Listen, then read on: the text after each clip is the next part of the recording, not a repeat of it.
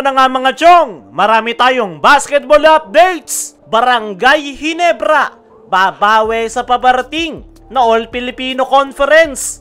Maverick Ahanmisi nagre-request na pala ng trade sa Barangay Ginebra. Eto ngang si Maverick Ahanmisi mga chong ay ang palaging tampulan ng sisi every time na natatalo ang Barangay Ginebra. At yung pinaka-latest ay yung kanyang nagawang crucial turnovers sa nakalipas na Game 7 Finals na naging dahilan kung bakit nakahabol ang TNT Tropang Giga. At mukhang hindi na masaya etong si Maverick Ahanmisi sa kanyang kasalukuyang kupunan dahil ayon nga sa naging podcast ni Snow Badwa ay nabanggit nga nito na nagpapatrade na si Maverick Ahanmisi papunta ng MVP Group. So daw pong si Maverick Ahanmisi ay nagpapatrade sa MVP Group.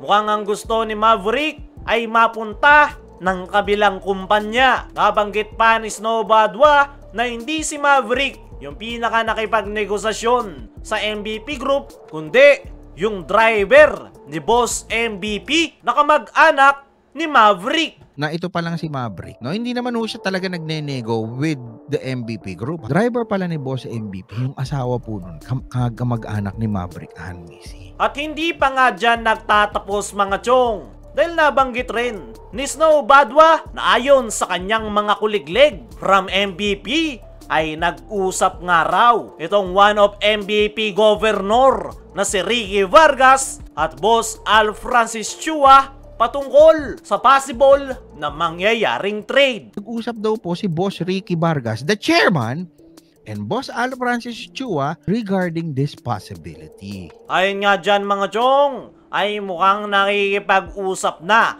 etong si Boss Al Francis Chua sa mga kupunan, partikular na ang MVP Group para sa posibilidad na magkaroon ng trade. Nire-request yan ni Maverick Ahanmisi at mukhang ibibigay nga sa kanya ni Boss Al yung kanyang gusto. At mukhang wala ng balak ang Barangay Ginebra na i-retain si Maverick dahil nga nagre-request na ito ng trade. At the same time, hindi nagustuhan ni Boss Al Francis Chua yung naging performance ni Maverick sa nakalipas na Game 7 dahil sa kanyang dalawang crucial turnovers. Sakaling ang totoo na nagre-request na ng trade etong si Maverick Ahanmisi papunta ng MVP Group, ay malaki-laking pagbabago ang mangyayari sa Barangay Ginebra dahil isa nga si Maverick sa mga players na kasama sa rotation ng Barangay Ginebra. Knowing coach team, limitadong players lang yung kanyang ginagamit every game. Kaya kapag nawala si Maverick ay paniguradong maapektuhan yung kanilang player rotation. Para sa akin mga chong, ay kung gusto ni Maverick na mapunta ng MVP Group ay okay na rin na bitawan ito ng Barangay Ginebra. Alam naman natin, once na mag-request ng trade yung kanilang mga players ay agad nilang pinapakawalan. Gaya na lang ng nangyari kay Christian Stan Hardinger. Nag-request ng trade, pinagbigyan ng Ginebra. At paniguradong ganyan rin ang mangyayari kay Maverick Ahanmisi. Pero ang tanong, sino ang magiging kapalit ni Maverick sakaling bitawan ito ng Ginebra papunta ng MVP Group? Sa ngayon ay wala pa tayong idea. Possible raw na si Bolik ang kuwanin ng Ginebra pero wala pa yang kasiguraduhan sa ngayon. Pero knowing MVP at SMC, magkaribal nga yan na kumpanya,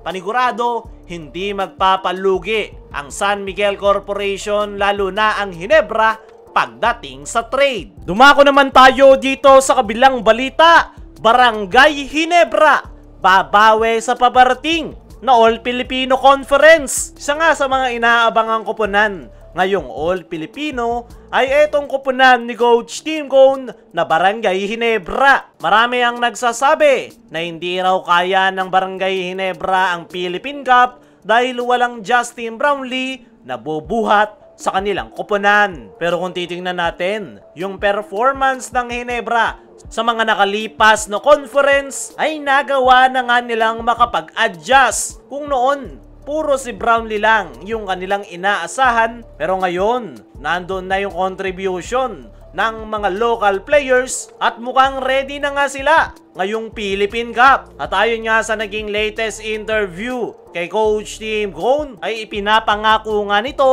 na babawi sila ngayong All Filipino. Para sa akin mga chong, isa ang Barangay Ginebra sa title contender ngayong Philippine Cup dahil sa star-studded nga yung kanilang kupunan. Kahit walang Justin Brownlee ay malaki yung chance na malayo yung kanilang mararating at possible na muli silang makakaapak ng PBA Finals. Sa ngayon ay kasalukuyang pinagpapahinga ni Coach Tim ang kanyang mga players kung saan binigyan niya nga ang mga ito ng panahon at oras para mag-relax at mag-recover sa kanilang injury. Naniniwala ko mga chong na ngayong All Filipino Conference natin makikita yung full potential ng bagong rebuild na lineup ng Barangay Ginebra. Tingnan lang natin kung magagawa nga ba nilang makabawi. Kaya mga chong, ano ang masasabi nyo ngayong gigil na bumawi ang Ginebra ngayong Philippine Cup?